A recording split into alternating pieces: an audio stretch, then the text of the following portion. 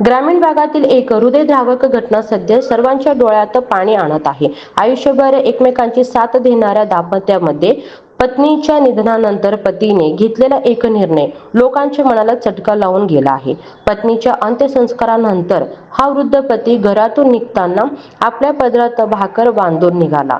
हा सध्या दिसणारा प्रसंग प्रत्यक्षात खूप मोठी भावना व्यक्त करतो.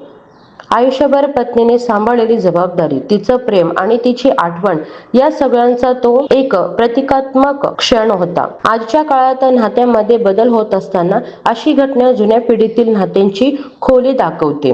एकमेकांसाठी जगणं, त्याग करणं आणि शेवटपर्यंत साथ देणं हीच खरी नाती होती, हे या घटनेतून स्पष्ट होतं. सोशल मीडियावरही हा व्हिडिओ पाहून अनेक जण भावुक झाले आहेत. काहींनी म्हटलं की आजच्या पिढीने या घटनेतून शिकायला हवं, तर काहींनी जुन्या पिढीच्या नात्यांचं कौतुक केलं आहे. ही घटना फक्त एक कथा नाही, तर नात्यामधील प्रेम, त्याग आणि जिव्हाळ्याचं जिवंत उदाहरण आहे. तुमच्या मते आजच्या पिढीत अशी नाती टिकून राहू शकतात का, की काळानुसार सगळं बदललं आहे? कमेंटमध्ये तुमचं मत नक्की सांगा. अधिक अपडेटसाठी HSN मराठी न्यूज चॅनलला सबस्क्राईब करा.